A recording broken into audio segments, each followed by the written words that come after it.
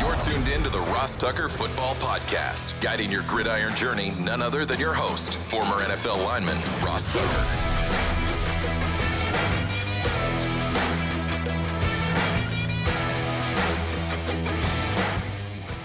Oh, yeah, it is.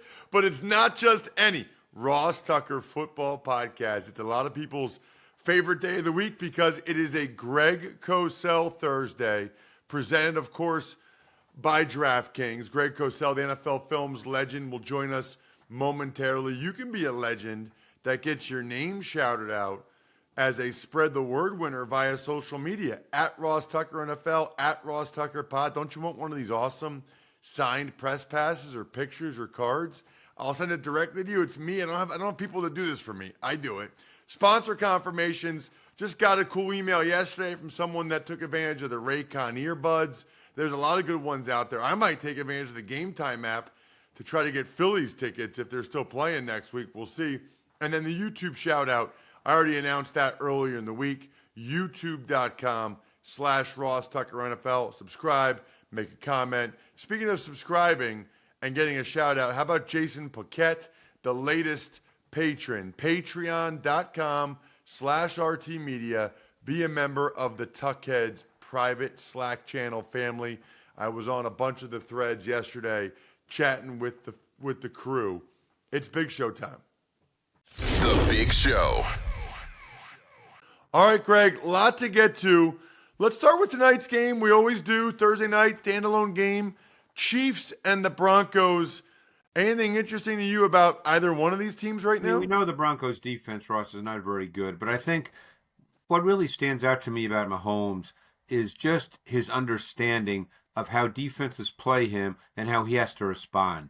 He's a really smart player. You know, teams are taking away certain things, and he just plays the game the way I think you're supposed to play it. Instead of forcing the ball down the field, instead of trying to make plays that are not there, which obviously he has tremendous big play ability, he's throwing short passes, he's taking checkdowns, he's moving the chains, he's playing really smart football, and I think that's just, we've seen that over the last couple of years as well. It's just a continuation of his growth as an outstanding player, and then there'll be times in games, and it might be tonight, where the big plays will present themselves, and he certainly will attack when that happens.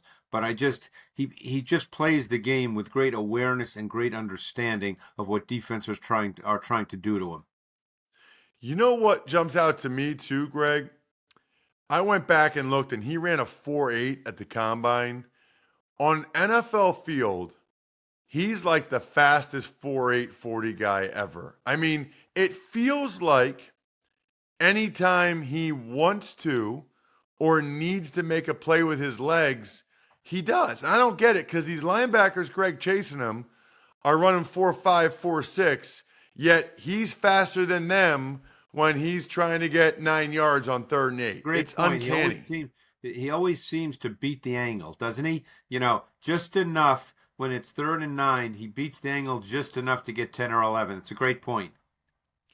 What about the Ravens and the Titans? They play Sunday morning in the London game this week. I think it's the last London game, and later on there will be a couple of Germany games. It feels like Lamar Jackson's playing pretty well, Greg. There was a bunch of drops. I mean, the Ravens should not be 3-2. They had a couple of real bad missed opportunities. I couldn't agree more, and I think people who just saw the score and maybe his statistics from that game but didn't see the game, and I obviously studied it on tape, would be missing the point. I thought Lamar Jackson played really high-level quarterback last week.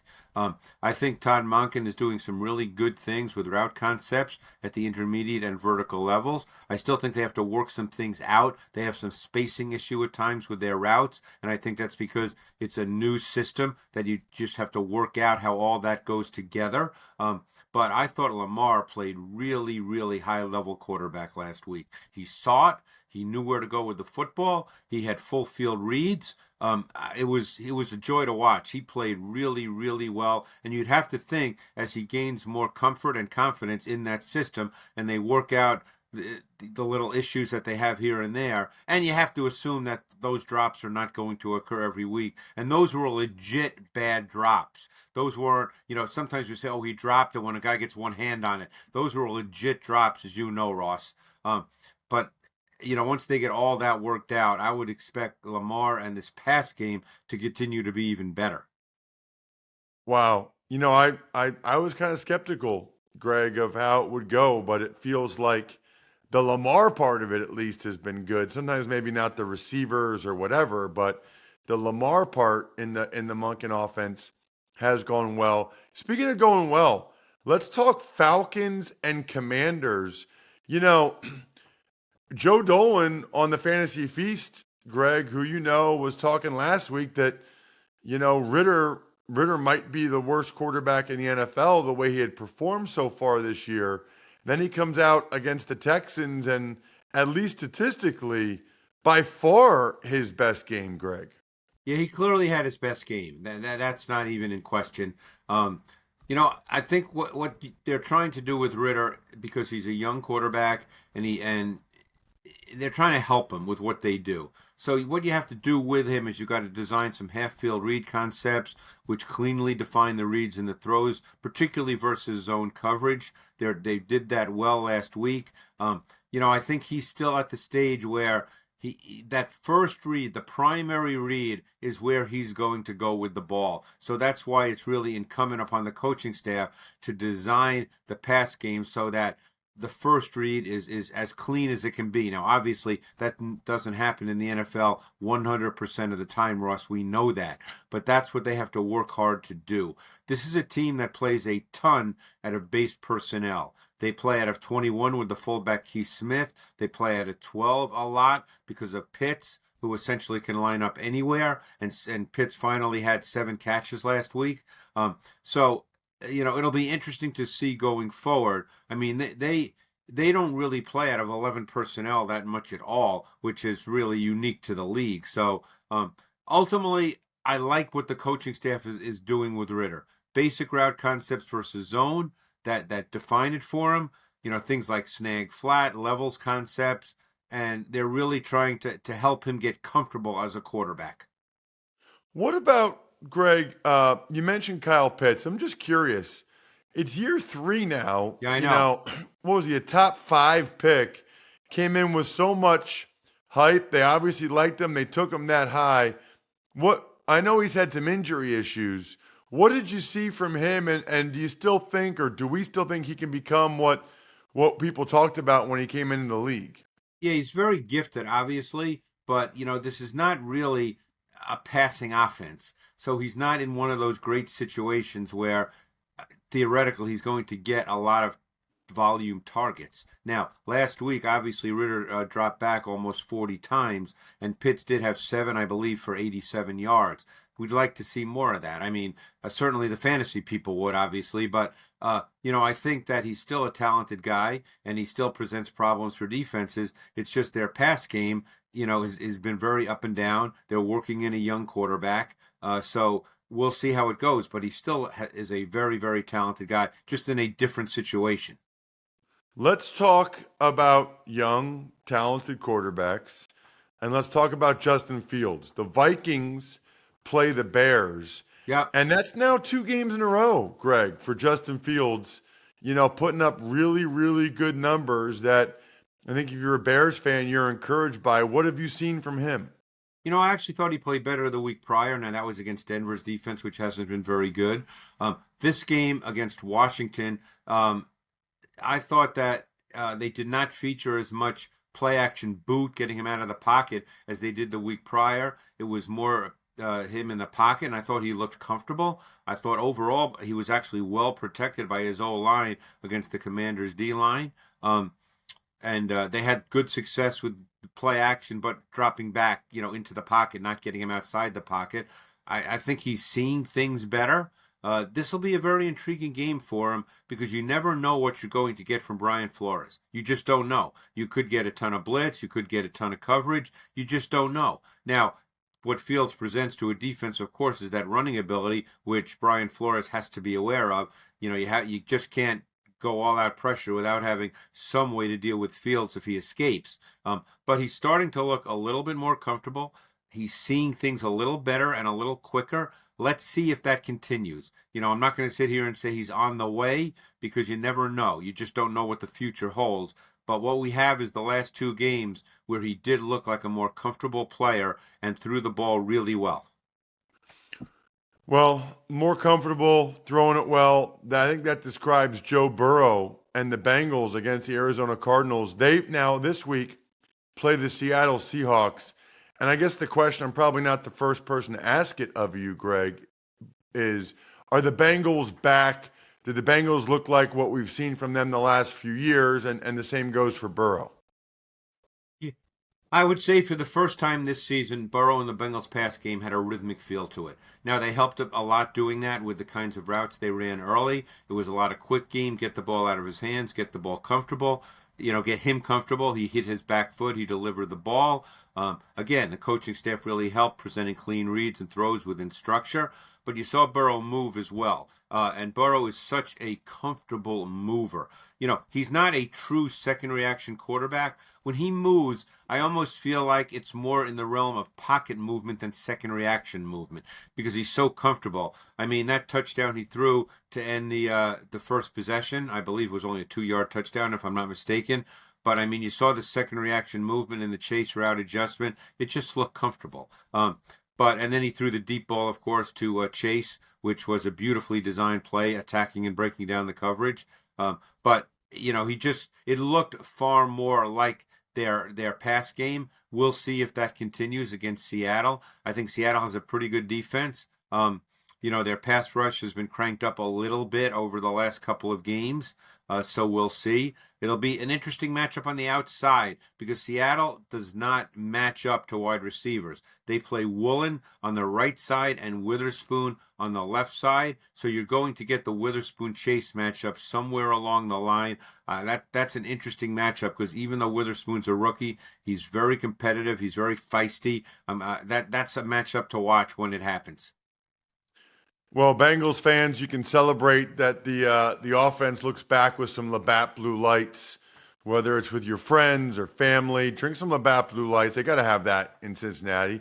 Live life to the power of we. Always enjoy responsibly beer. Labatt USA, Buffalo, New York. Let's talk Niners and Browns, Greg. We always record Thursday morning. Don't know what the deal is with Deshaun Watson. We do know the deal with Brock Purdy, Greg, and I probably asked you this another week, but at what point do we just say, okay, he's just good, like he's just a good player? Well, he is. You got to think of it this way. Ultimately, what do coaches do? Every coach, when it comes to the pass game, they structure a pass game so that in an ideal world, the primary read is available. And it's the quarterback's job to understand as he plays, to understand both his offense and then see the defense. And by the way, this happens, as you know, Ross, in 2 seconds, 2.5 seconds. There's not a lot of time. So what is Brock Purdy doing? Brock Purdy is executing a detailed, nuanced offense that has a ton of formation looks, a ton of motion, and he has to understand the defense he's playing against. He's executing all this at an extremely high level on a snap after snap, play after play, quarter after quarter, weekly basis. That's what he's doing. Now, we can sit here, and we've all done it, including myself. We can sit here and say, oh, he doesn't have a gun. He doesn't have this. But he is executing the offense within the structure of what he's asked to do at a really high level all the time. And by the way, I think his arm has a little more juice this year. He made some throws this past week. I called in my guys on our matchup team, and I said, hey, this ball's coming out pretty good. Is he ever going to be Matthew Stafford? No. But that's not relevant, really, to the conversation. He's throwing with a little more juice. He sees it really well. He executes at a really high level. That's what you're supposed to do. And that is not an easy offense to execute, as you well know. Jags, Colts, Greg? Anything jump out to you there? Yeah, Trevor Lawrence, I thought, played really well last week against the Bills. Again, another guy that just drops back, sees it, gets rid of the ball. I think his arm has gotten a little juicier too. Lawrence has become a really fun guy to watch for me every week. They have good receivers, obviously. Ridley he's a master at route running. He's one of the best receivers that can stop, and that's rarely ever talked about with receivers. You got to be able to stop, and he can do that. But Lawrence, it's a well-structured offense. Lawrence sees things well. He can work all three levels of the field. Indy's got a pretty good defense, though. Although it's interesting with Indy, in their nickel defense, they start two rookies on the outside. Okay, they start Brents, the Kansas State kid, and Jones, I believe, the Texas A&M kid. That's who started last week on the outside in their nickel. So, assuming they do that again, that's something to watch with the receivers for the Jaguars, particularly Ridley.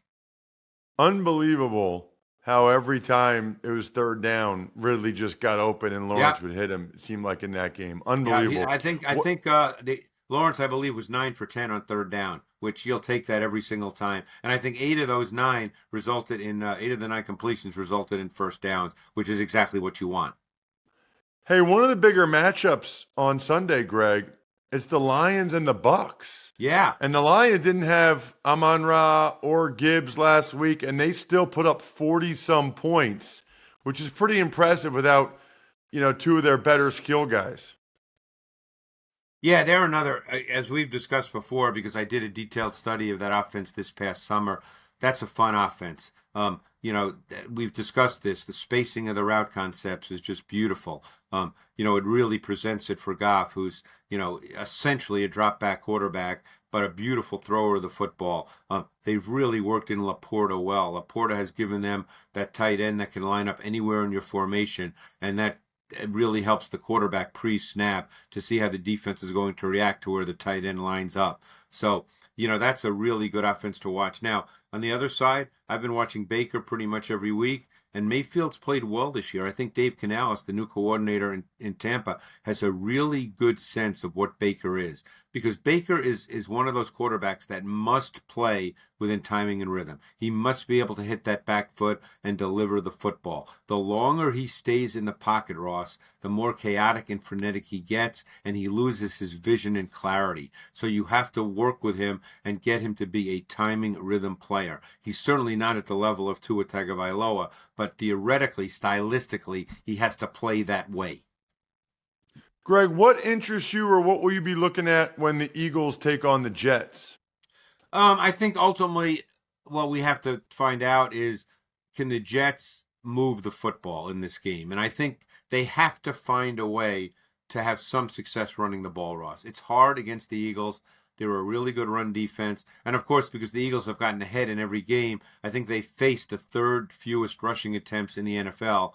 But the Jets have to find a way to run the ball with some success. Hall will not get 22 for 177 as he did against the Broncos last week, but he is a really, really good back. And they're going to have to find a way, whether it's misdirection, deception, angles, leverage, however they do it. And again, it's a work in progress offensive line with some tough injuries right now. But if they can't run the ball, Zach Wilson is not ready at this point, even though he's been a little better the last couple of weeks, although better 2 weeks ago than last week. He's not at the level where you can have him drop back 35, 40 times and he can pick apart the Eagles defense. So that to me is where the rubber meets the road in this game. If the Jets can't run the ball, they're going to have trouble sustaining offense. Greg, speaking of work in progress, offensive line, let's talk Giants-Bills, primarily because I'll be in the booth Sunday night for Westwood 1. Your thoughts on that game, and in particular, what's going on? I mean, obviously the Bills had some defensive injuries, and the Giants have just been a disaster. Yeah, I would say the biggest surprise to me with the Giants has been their defense. It really hasn't been what we've expected it to be. We thought it would be really solid, and it just hasn't been. I mean, the offensive line issues, its injuries, that's really hard. But, I think on the other side of the ball, and I know you'll be talking about this during the telecast, everybody talked about the Bills' desire to commit more to the run game. With the exception of a few moments here and there, it really has not worked. And we saw last week they could not run the ball at all. And I thought Josh Allen played very, very well last week. But again, if this is going to be a one-dimensional offense and it's Josh Allen doing everything, And by the way, he's done that for 4 years. Their record is phenomenal, but it's hard to play that way every week in the National Football League, as good as your quarterback may be. So it's going to be interesting to see what the Bills' approach is going forward. Are they going to abandon the run and pretty much go back to what they were and say, hey, Josh, this is your offense? Or are they going to try to stick with the run and work out the kinks? Anything of note, Greg, for Chargers Cowboys for you?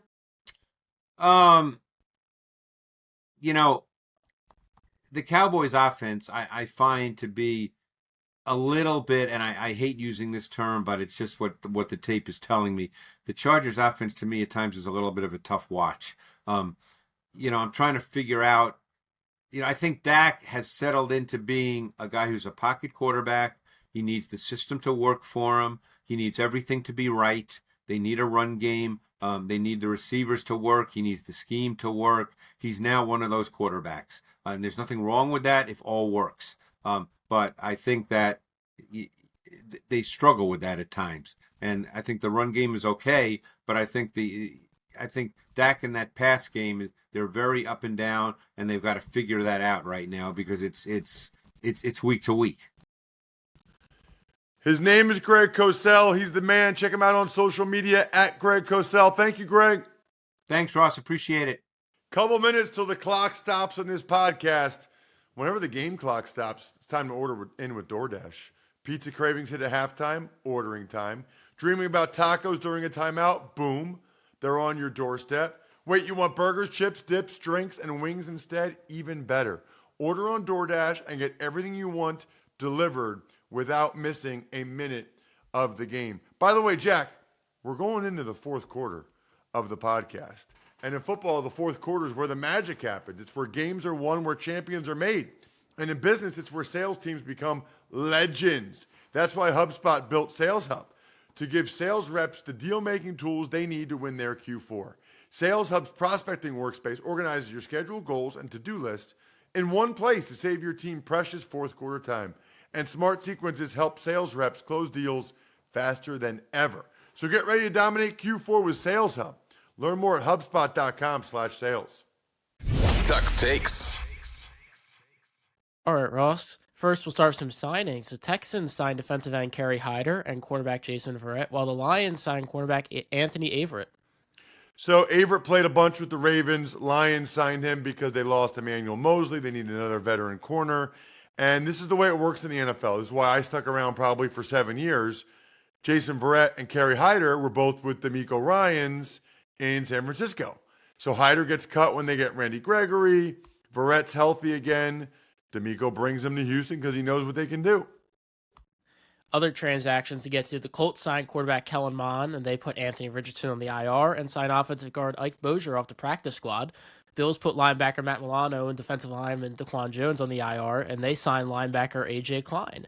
Dolphins activate running back Jeff Wilson to return from IR after Devon Achane goes to IR, and Vikings promote N'Keal Harry to replace Justin Jefferson. Well, let's start with his name's Butker, like butt kicker, Ike Butker.